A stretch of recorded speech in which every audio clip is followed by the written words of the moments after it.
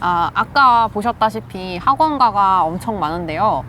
그 밀집된 학원가가 거의 경기도 남부권에서 아니면 뭐 전 지역 따져봐도 여기만큼 이렇게 밀집되어서 학원가가 있는 곳은 별로 없는 것 같아요. 엄마들이 애들 돌리러 오는 곳이라고 보면은 좀 적합한데, 뭐 아침부터 저녁까지 학원 돌리고 아니면 뭐 방학 땐 그렇고, 그리고 학교 끝나고 나서도 가는 곳이 이 동네이고요. 큰 것도 여기에 특징이지만 이 동네에 3개의 학업 성취도 높은 중학교가 있거든요.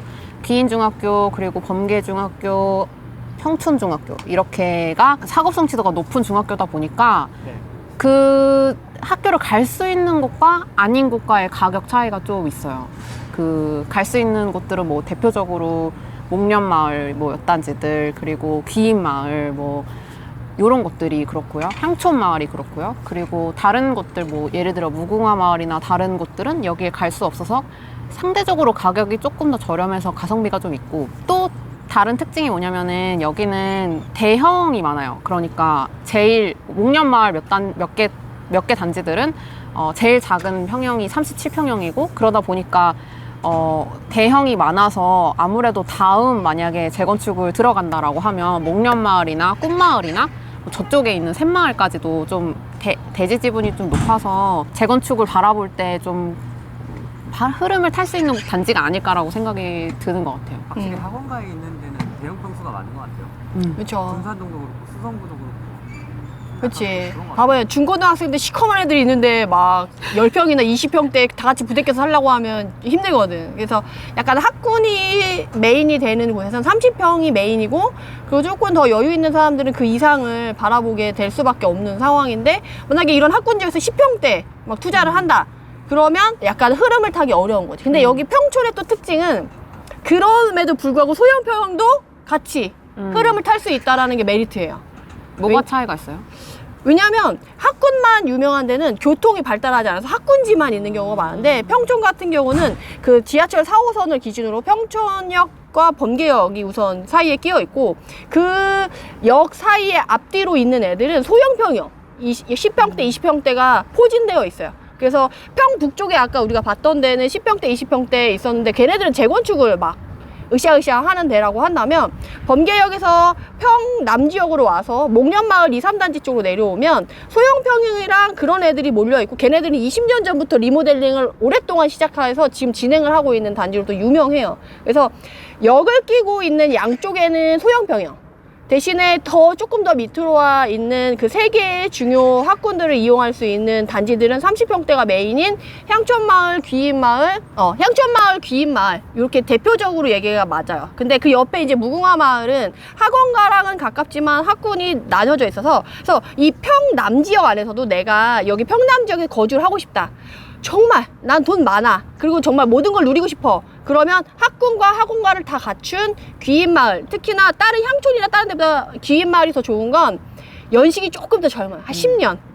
대신에 재건축이나 재개발, 뭐 리모델링 이런 걸 할 때는 얘는 조금 그걸 따라가지 못하겠지. 근데 만약에 요 앞에 있는 향촌마을이 재건축을 한다, 진행이 된다, 가격 날라간다, 그러면 그 옆에 있는 나름의 괜찮은 중심축인 귀인마을은 같이 견인돼서 따라갈 수 있다는 거죠. 지금은 귀인마을이 대장아파트로 역할을 하고 있지만, 재건축이 돼서 저쪽이 좋아진다고 하면 물론 대장아파트가 입지가 어차피 같이 누리고 있으니까 바뀔 수는 있으나, 여기에 입지가 없어지는 건 아니기 때문에 충분히 따라갈 수 있다는 거죠. 그래서 내가 투자를 할 때도 재건축으로 가고 싶다 그러면 향촌 쪽으로 좀 더 가고, 중심축으로 조금 괜찮게 그냥 가는 걸 보고 싶다 그러면 귀인마을 쪽을 볼 수도 있는 거죠. 그리고 내가 향촌이나 귀인을 거주하기에 너무 가격대가 세서 부담스러워, 대신에 학교는 포기하더라도 내가 학원 가는 애들 좋은 데 보내고 싶어 그러면 저 옆에 무궁화나 건영 이쪽으로도 볼 수가 있는 거예요. 그래서 약간 같은 평남이라고 할지라도 본인의 입맛대로 가격대로 골라 먹을 수가 있는 그런 단지들이 포진되어 있다. 그래서 저기 꽃마을이나 저기 샘마을 쪽 그쪽으로 가면 조금 대형 평형도 있고, 그 옆에 이제 평촌역 인근으로 가면 또 초원마을이라 가지고 소형 평형, 또 윤 대통령님이 또 당선되고 난 이후에 한 번 또 들려줬다고 해가지고, 근데 재건축 그 1기 신도시 특별법 그거 빨리 진행되지 않는다고 해서 원성이 높으니까 이쪽에 한번 들려줘서 약간 또 한번 들썩들썩했던 단지니까 그쪽이에요. 그래서 나름 이게 그러니까 스팟마다 약간 관점을 달리해서 보면 참 좋은 지역이 이 평남 지역이에요. 그래서 여기가 밀집도 있게 단지도가 많기 때문에 하나의 그냥 평남 지역 이렇게 해서 보는 게 아니라 그거를 구역별로 나눠볼 필요가 있고 수요도 그렇게 여기 안에서 돈이 많은 사람, 조금 여유가 없는 사람. 그래서 사실 최근에 귀인마을 쪽에 전월세, 그러니까 전세나 거주하던 사람들도 대출 주담대나 전세자금 대출이 부담이 돼서 이자가 부담된다. 그러면 저 옆에 무궁화나 건영, 저 옆에 그런 쪽으로 좀 이동을 한 사람들도 꽤 있어요. 그래서 내가 돈이 많냐 적냐 여유가 생겼냐 안 생겼냐에 따라서 멀리 삼mon까지도 갈 수 있고 저기 평북 쪽으로도 갈 수 있지만 여기 평남 안에서도 조금 이렇게 스팟을 옮겨가면서 거주할 만한 곳이 풍부하게 여기는 좀 잡혀 있다라고 말씀을 드릴 수가 있어요. 리모델링이 되게 빨리 진행되고 있거든요. 그래서 그 최근에 줄 서서 집 봤다고 하더라고요. 그게 언제예요? 정확하게 시기가? 2월이었어요. 2월. 네. 2월에 갔더니 목련 2, 3단지에 네. 사람들이 사고 줄 싶어서 서서. 줄 서서 그러니까 네. 물건이 없다. 네. 근데 진짜 실제로 괜찮은 물건이 없긴 했어요. 그 이제 리모델링 같은 경우에는 그 위치가 되게 중요하거든요. 왜냐면 그대로 두고 나서 걔를 부시기 때문에 좀 층수나 뭐 보이는 향 이런 게 되게 중요한데 바뀌었을 때 괜찮은 집이 없었어요. 안 남아 있었어요. 저층? 네, 향 안 저층이나 좋고. 안 좋거나 거기서 선호한 동이 있었는데 209동인가? 근데 거기는 없었어요. 거긴 하나도 없고 매물도 별로 없는데 사람들은 줄 서 있고. 맞아요. 그러니까 지금 시장 분위기랑 다른 분위기가 거기는 형성이 돼 있는 거네요. 지금 보면 매수세의 흐름이 딱 그 여기서도 갈리는 게 평북 지역의 소형 평형 보는 사람, 평남 지역에서 리모델링 보는 사람, 그리고 평촌역에서 초원, 소형 평형. 그러니까 같은 변계역과 평촌역 역세권을 끼고 있는 소형 단지라고 할지라도 가격대를 어느 가격대를 생각하냐에 따라서 지금 스팟이 3개가 나오는 거예요. 그래서 평북 쪽에 4, 5억대 갈 거냐, 3, 4, 5억대 갈 거냐, 여기 리모델링 갈 거냐, 초원마을, 저 평촌역 인근의 초원마을 쪽으로 갈 거냐. 그래서 초원마을이 조금 더, 그러니까 평촌역을 끼고 있는 애들이 좀 가격대가 조금 아주 정말 미미하게 조금 더 낮아요. 그래서 그런 걸 본인의 가성비나 뭐 갭이나 조건에 따라서 이제 가는 거죠. 그래서 최근에 여기 그러니까 평촌 신도시 내에서는 그런 애들을 타겟으로 좀 많이 움직이고 여기 평남 지역에 여기 실거주가 탄탄한 학군지는 움직임이 별로 없다. 대신에 하락장이 심했을 때 가격 방어는 잘 됐던 곳이다.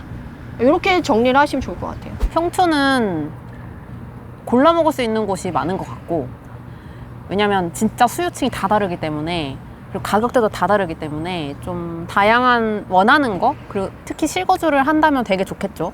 그 약간 그 전반적으로 다 생활권이 되게 좋기 때문에 그리고 그게 가장 주요한 특징인 것 같아요. 지금 가지고 있는 자본이라든지 아니면 어떤 식으로 실거주로 투자할 것인지 실거주 겸 투자를 할 것인지 아니면 진짜 투자를 할 것인지 뭐 아니면 전세를 끼고 투자할 것인지 뭐 이런 것들 생각해서 뭐 리모델링 보고 할 것인지 그래서 이런 것들 생각해가지고 어떤 쪽으로 갈지를 골라보면 좋지 않을까. 내가 금리 인상 이슈라던가 거시경제가 너무 걱정이 돼가지고 뭔가 안정화된 거를 보고 움직이고 싶다고 하시는 분들한테 좋은 지역인 것 같아요.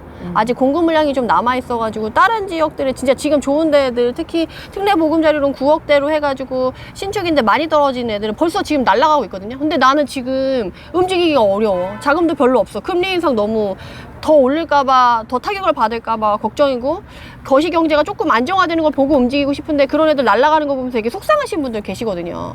우리 상승장 때 못 움직여서 놓쳐서 상대적인 박탈감을 느끼셨던 분들, 그런 분들에게 조금 천천히 갈 지역으로 이 지역을 추천드리고 싶어요. 왜냐면 2024년에 10,000세대 넘게 이미 입주 물량이 잡혀 있기 때문에 그리고 요새 특성이 신축이 막 공급이 되면 신축에 대한 니즈가 워낙 큰 시장이고 지역이기 때문에 영향을 안 받을 수가 없어요. 그래서 다른 지역이 먼저 가는 지역들은 지금 먼저 가는데 안양에 지금 10,000세대가 다시 들어오는 24년에 다시 한번 이렇게 가격이 조금 흔들릴 수 있어요. 물론 2021년 하반기부터 막 빠졌던 30-40%를 다시 빠질 걸 기대하면 안 되지만 여기서 조금 한 뭐 10%, 20% 정도는 조금 더 흔들리고 급매물이 정말 급한 사람들이 나오면 급한 사람이 내놓는 매물들이 있으면 그런 거가 좀 메리트 있는 물건이 24년까지는 좀 있지 않을까. 그리고 다른 지역보다 좀 속도가 느릴 것 같으니까 그거를 기다리는 사람들에게는 맞는 지역이지 않을까 싶어요. 그래서 지금 안양, 평촌 신도시가 갖고 있는 장점과 더불어 지금 시기적인 흐름상 내가 그런 게 필요하신 분들에게는 고려해 볼 만한 지역으로 한번 임장을 꼭 한번 나와 보시길 추천드리고 싶어요.